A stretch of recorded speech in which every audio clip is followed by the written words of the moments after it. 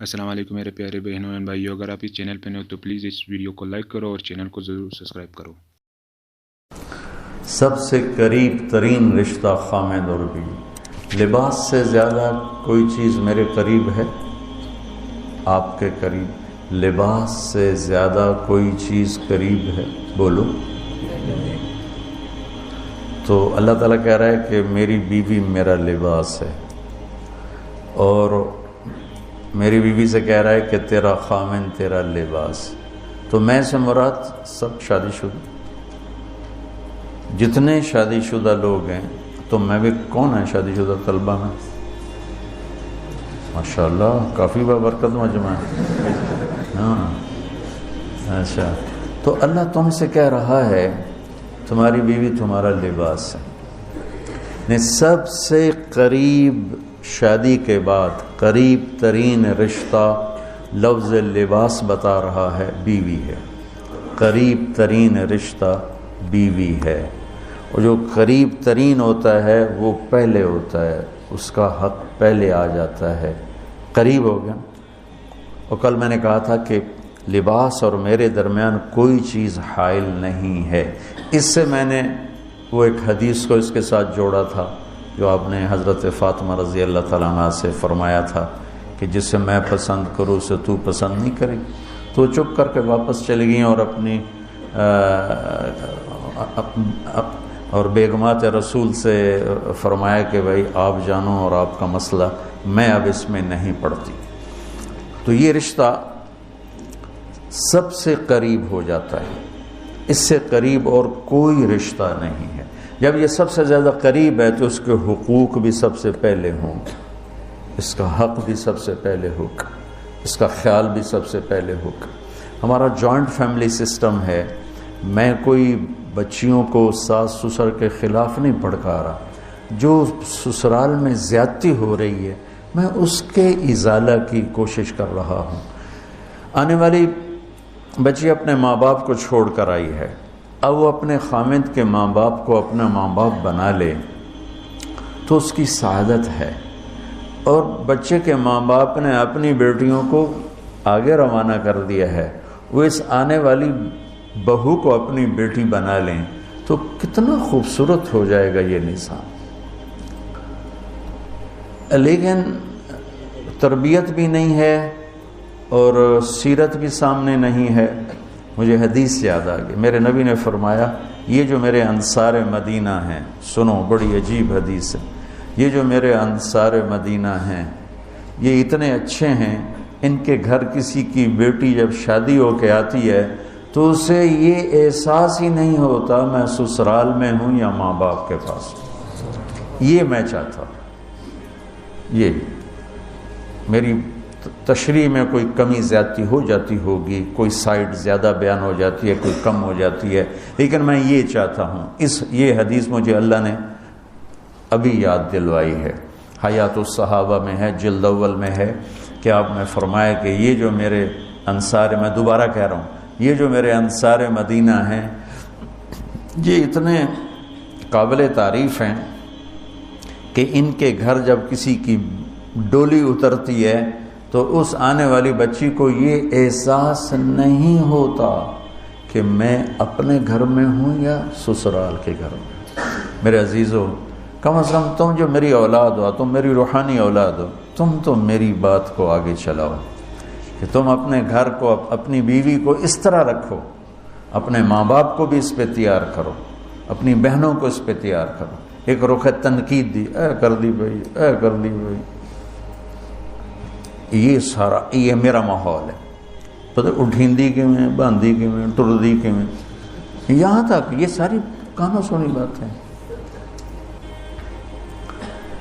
تو بچے کے ماں باپ کہیں ہماری بیٹیوں کی تو شادی ہو گئی، اللہ نے ہمیں بیٹی دے دی ہے، اب ہم اس کو بیٹی بنا کے رکھیں گے، اور آنے والی کہے کہ میرے ماں باپ کو تو میں نے چھوڑ دیا، اب میرے خامد کے ماں باپ میرے ماں باپ ہیں، میں نے ان کے پاؤں دھو کے پینے ہیں، تو خود اپنی خوشی سے سارے گھر کی خدمت کرے، کون روکتا ہے؟ لیکن جو ہمارا ایک جابرانہ ماحول ہے، اس نے اس رشتے کو توڑ کے رکھ دیا ہے۔ یہ جو آنے والی لڑکی ہے اس کے ذمہ ہے نسل تیار کرنا، نسل۔ میری بہو سے میری نسل چلے گی اور میں اسی پر جوتا اٹھا کے کھڑا ہوں، کتنی بڑی زیادتی۔ ماں یہ نہیں سوچتی کہ میری نسل جو چلے گی اس لڑکی سے چلے گی۔ اب ساس اگر یوں سوچے کہ میری نسل اس سے چلے گی، سسر یوں سوچے میری نسل اس سے چلے گی، خامند یوں سوچے یہ میری نسل اس سے چلے گی، خامند کی بہنیں یوں سوچے ہمارے بھائی کی، ہمارے باپ کی نسل اس سے چلے گی، تو ہم اس کو عزت دیں، محبت دیں، پیار دیں۔ تو وہ پاگل ہے جو تمہیں کاٹ کھائے گی یا تم سے لڑے گی۔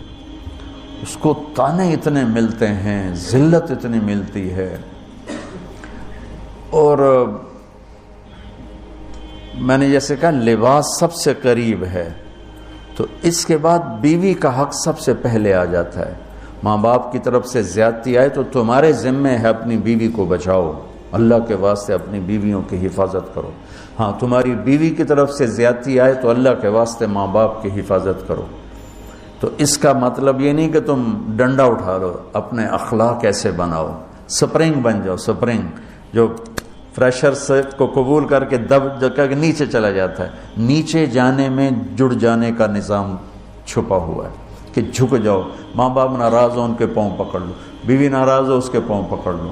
ذلت میں عزت چھپی ہوئی ہے، ساری زندگی کا تجربہ بتا رہا ہوں۔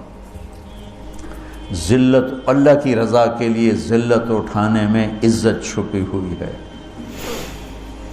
ہن لباس لکم، کتنا ہی مجھے غصہ چڑھا ہو میں اپنے کپڑے پھاڑوں گا۔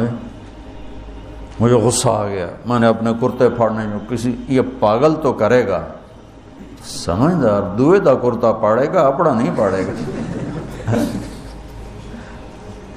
اب مجھے بیوی پہ غصہ چڑھ گیا تو میرا لباس ہے، اس کو تار تار کر دوں، گالیاں دوں، تھپڑ ماروں، تو ایسا ہی جیسے میں اپنے کرتے کو پھاڑ رہا اور اپنے کرتے کو تار تار کر رہا۔ بیوی کو غصہ چڑھے تو وہ اپنے کپڑے پھاڑتی ہے۔ کپڑوں کے لیے کتنے حفاظتی نظام ہیں، الماریاں بنی ہوئی ہیں اور ہینگر بنے ہوئے ہیں، کریز خراب نہ ہو۔ جب پڑھتا تھا نا لاہور، تو اسکول میں یا کالج کا میں سب سے خوش لباس لڑکا کہلاتا تھا، کہ میں اپنی اسکول سے آ کر نا، اب ہاسٹل میں کوئی استریاں تو ہیں نہیں، نہ ہی کوئی نوکر، تو اپنی پتلون کو ایسے ہاتھوں سے استری کرنا اور کر کے پھر تہ لگانا، پھر سرانے کے نیچے رکھنا، پھر اس کے اوپر سونا تاکہ خود بخود استری ہو جائے اور کریز ٹھیک ہو جائے، اور رات کو بالوں کے اوپر رومال باندھنا تاکہ بالوں کی سیٹنگ خراب نہ ہو جائے۔ کیونکہ میں نے بال بنوائے تھے وحید مراد کٹ بال، 2 فلم سٹاروں کا ہیئر کٹ چلا، ایک دلیپ کمار کا، ایک وحید مراد کا۔ تو عام جو تھے نا بال کاٹنے والے، وہ 8 آنے لے کے بال کاٹ دیتے تھے۔ وحید مراد کٹ کے لیے 5 روپے لگتے تھے۔ 5 روپے اس زمانے میں بہت بڑی دولت تھی، جب ڈالر 1 روپے کا تھا۔ 5 ڈالر کتنے ہو گئے ہیں جی؟ 500 سے اوپر ہے۔ تو یوں سمجھو کہ وہ 5 روپے دے کر وحید مراد کٹ بنتا تھا، تو پھر میں وہ اوپر رومال باندھتا تھا کہ سوتے ہوئے میرے بالوں کا ہیئر سٹائل خراب نہ ہو جائے۔ ایک چھوٹا سا بچہ ہے لیکن اپنے لباس کو کیسے حفاظت کر رہا ہے، کریز ٹھیک کر رہا ہے، سرانے کے نیچے رکھ رہا ہے اور اس کو صاف ستھرا رکھ رہا ہے۔ ہم کھاتے ہوئے کیا کرتے ہیں، آگے اگر کپڑے نئے پہنے ہوں تو آستینیں چڑھا لیتے ہیں کہ کہیں کوئی شوربہ، کچھ سالن ادھر نہ لگ جائے، ادھر نہ لگ جائے۔ میں جب بھی بیٹھتا ہوں تو میری بیوی کہتی ہے آستینیں چڑھاؤ، آستینیں چڑھاؤ، لگ نہ جائے۔ اور آگے ہم کیا کرتے ہیں، تولیہ رکھتے ہیں، نیپکن رکھتے ہیں، رومال رکھتے ہیں۔ بڑے بڑے ہوٹلوں میں جاؤ تو پہلے وہ ساتھ رکھا ہوتا ہے کہ کوئی کھانے کا ذرہ گرے، سالن کا کوئی قطرہ گرے تو آپ کے کپڑے خراب نہ ہوں۔ ہم کیچڑ میں جا رہے ہوں تو ہم اپنے پاؤں گندے کر لیتے ہیں، کپڑے گندے نہیں ہونے دیتے۔ اپنے شلوار اوپر کر لیتے ہیں، پتلون اوپر کر لیتے ہیں، پاجامہ اوپر کر لیتے ہیں، تو جب کہیں سے کوئی آنے لگے ایسی ناگواریاں تو اپنے اوپر لے لو، بیوی پہ نہ آنے دو۔ ہم کپڑا بچاتے ہیں یا پاؤں بچاتے ہیں؟